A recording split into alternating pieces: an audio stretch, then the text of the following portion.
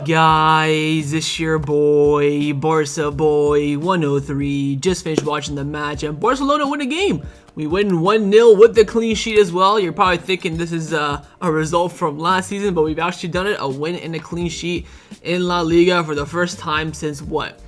The Atletico Madrid game back at the beginning of December. Took us about 2 months to reach that result again, but we've done it. Look, it was a very, very, very boring game. Nothing really happened. I think before the goal, we had about three clear-cut headers from Lewandowski, from Gundogan, and from Koundé that we couldn't put in the back of the net. Budimir probably had the best chance in the game before we scored as well. Open header, just connected with it wrong. If he connected it with it that well, that would have went in the back of the net just before halftime, and we would have been toasted. Again, you talk about Xavi resigning and then the players having a dinner after training session the other day to bring up the chemistry. I saw none of that today.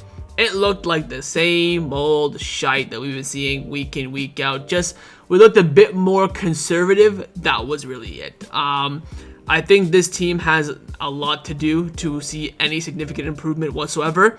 But in regards to Xavi's decision making today for his lineup, it was fine. I mean, he did go full strength, no rotation whatsoever. We did suffer yet another injury to Ferran Torres, funny enough, who's on the screen. He'll be out for about a month, so that's going to be him out for the Napoli game. We'll probably see him, I would say, just before the international break. Worst case scenario, we'll see him after the international break in March. I'm just so bored. I mean, now if you go back in the live stream, I'm sitting there yawning left, right, and center. We're just controlling the play, moving out to the wings. We looked like we had no attacking threat in this game. I think from the 3 chances we had, it was a free kick, corner kick, and then build-up play. So something that we're really creating. This team looks like it's missing a lot. This team looks like it's missing its motivation, its drive to, really push for a win. I feel like they're just trying to, do it now for Xavi, essentially. But it's not enough for them to really see some sort of improvement. Of course, let's talk about the goal. El Tigrinho coming in. What a moment for him, of course. Like under 6 seconds after coming on as a substitute. Great build-up play as well from Lamine Yamal on the right-hand side. Finds Frank in the middle. Sprays it out wide to Cancelo. Travella cross. And Vitor Roque's movement, making that run at the near post. Aitor Fernandez had no chance. And it's a beautiful, beautiful goal. And I think a decent build-up play as well for Barcelona. Since then, nothing else really happened. I think Lewandowski got an offside goal. I think Gundogan had a chance in the box. But with Osasuna, they always tend to perform badly against us, which is a bit strange because they've been having a great, last year or so and a bit. But they just don't turn up against us. And that's now back-to-back clean sheets against Osasuna as well. If you look at all the games we played against them this season, we scored 5, conceded 1, 2 clean sheets. So we definitely have their number.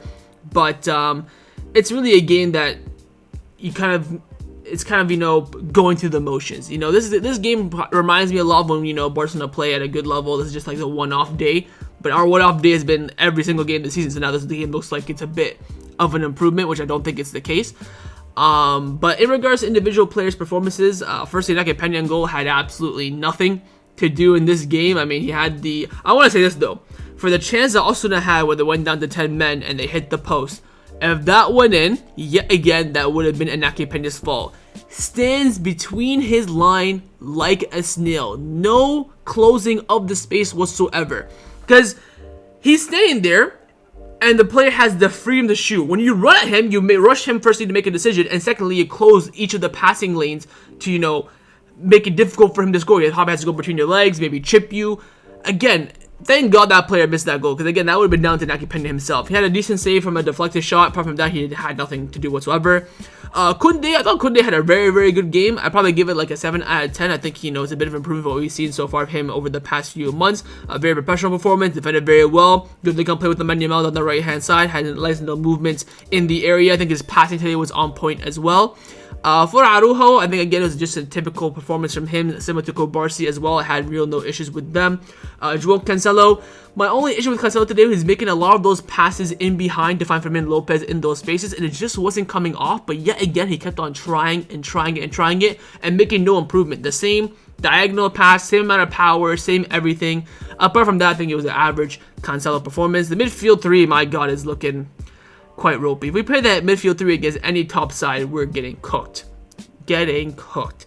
I let Gundogan in the advanced role again. I'm glad that Xavi has learned from having Gundogan sit deep and having Pedri be the one making the runs in. I like how he switched them. I think Gundogan had an alright game. Same with Pedri. I think Frankie de Jong was poor today, especially in transition. He looks so sloppy, and when we're in possession, the man is taking about 15 to 30 touches before making a decision to pass it and get rid of it, which I think is very strange for Frankie. Usually, one touch or two touches at the absolute most, bang, makes a decision. Gave the ball away a lot of Frankie de Jong today as well. I don't think he played particularly well in this game. Probably, I'd say, definitely below average, like a 5. Lamine Yamal, yet again, 16-year-old, playing his fourth game, starting his fourth game in a row, fourth 90-minute in a row, and he's been our best player yet again. I mean, he is, at least making. So I'm sitting here watching the game, yawning, but every time Lamine Yamal gets the ball, there's just a little bit of movement from me because he has that bit of an excitement factor. Again, he's basically the one who created that first goal, or the own goal, should I say, for Vitor Roque, with that beautiful magic on the right hand side, ducking two Osasuna players and finding that space to find Frankie de Jong. And hello, then of course Roque goal. Lewandowski, I mean, fucking hell, man.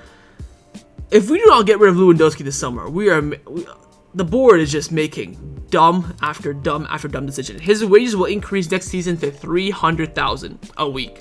I wouldn't even pay him right now $80,000 a week. He has been that shocking. I think he's gotten to good areas before Vitor Roque got subbed on. Once Vitor Roque came in, there were so many opportunities when the defenders were kind of occupying the spaces of Lewandowski that was leaving the space open in behind for Roque to take over. But Lewandowski holds the ball, tries to shoot himself. There's so many moments where he could have found Vitor Roque in better space to get a better goal scoring opportunity, and it didn't happen. Again, his hold-up play has been absolutely shocking, which we praise a lot from him, especially at the beginning of the season, but that has, deteriorated a lot recently. Now, on the left, of course, it was Ferran Torres, but he got subbed off with 2 minutes into the game. I think Fermin Lopez alongside Lamine Yamal was one of the bright lights in this game. I'm so surprised that Xavi took him off, and this is something we had to talk about. I think if Vitor Roque didn't score in this game and ended 0-0, everyone would be talking about that substitution. He takes off Fermin Lopez, who was, you could say, Barcelona's best player up until that point. Fermin Lopez did not play in any of the last 2 games as well. No cameo appearances, no starting appearances as well. You had Pedri on a yellow card. You had Frankie de Jong, who's not playing well and tired. You had Gundogan, who's not doing the greatest and tired. But he took off Fermin Lopez. For me, that shows that Xavi is scared and he's trusting a lot of the big players to get him out of this mess and get Barcelona, you could say, out of this mess this season. And that, for me, worries me. I think Fermin Lopez played very well. I think some of his end product, his final touches, weren't really there. The build-up play was brilliant, making great movements, great runs in behind, good turns as well. I remember that turn in the beginning of the second half where he opened up that space for Lamine Yamal to have that shot. Of course, number 16 as well, coming in after being registered as a first-team player. I thought he had a very good cameo, and Xavi taking him off, for me, was a big surprise. I would have loved to have seen Vitor Roque right in front of Fermin Lopez. Maybe he could have taken off Lamine Yamal to rest him, or one of the midfield 3, pick your choices, because they were all either tired or on a yellow card. So that substitution quite surprised me, and again, brought on Romeo later on to shut down the shop, and no other substitutions from Xavi. Only made 3 out of 5, but technically you could say 2 because Fermin Lopez came on early, then was subbed off, a sub getting subbed. Could have maybe seen the likes of Hector Ford come in, maybe take off Araujo, who was limping a bit, move Koné in the middle, put Hector Ford at the right back. I want to see Hector Ford play in his natural right back position. We've seen him a lot at left back. No Casado either, with us getting, injury problems in the midfield. I think we're going to see more of Casado soon. Might as well give him some minutes now. So Xavi really today just relied on the players. And again, with us playing 2 games every other day, we're playing now on Saturday, by the way, same kickoff time as well. I think 12:30 or today was 1, so 12:30, so a bit earlier. So we have less than a 48-hour turnover, and we're traveling, I believe, to Alaves. So it's going to be difficult for these players to, get some sort of motivation. This is why Xavi has to rely on some of these youngsters, and I don't know why he's not bringing them on off the bench. Again, we praise Xavi for giving La Masia debuts. I believe he's given 15 players or 16 players their debuts from the La Masia since being appointed the manager, but doesn't really trust them to continue. Yes, he given the Hector Ford some good minutes recently, and Kubarsi as well. Of course, he's Lamine Yamal. We can't forget he's a athletic player, not even athletic, he's a juvenile A player. Fermin Lopez now being promoted to the first team, but I want to see those other players on the bench get those minutes as well. More specifically, Casado. I really want. He's our only pivot that I trust in this team, apart from freaking Romeo, who was doing Trivela passes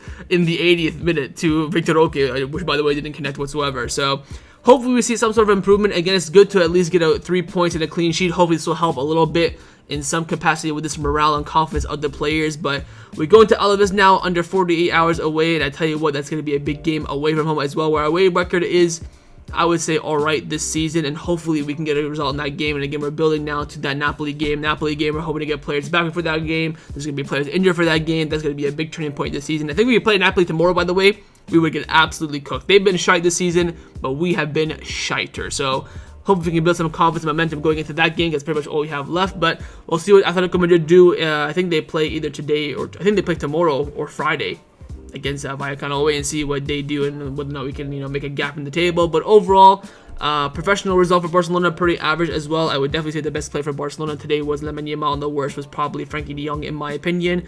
Overall, though, quite dull, so we move and we'll take the 3 points. Of course, in the comments down below, leave me your thoughts on everything, the performance, your thoughts on Xavi's decision-making for the substitutions, and also the starting lineup, and the players you think play particularly well or particularly poor as well. And of course, make sure you guys subscribe down below as well if you haven't already, and I will see you guys next time on the channel. Take care, and Forza Barca.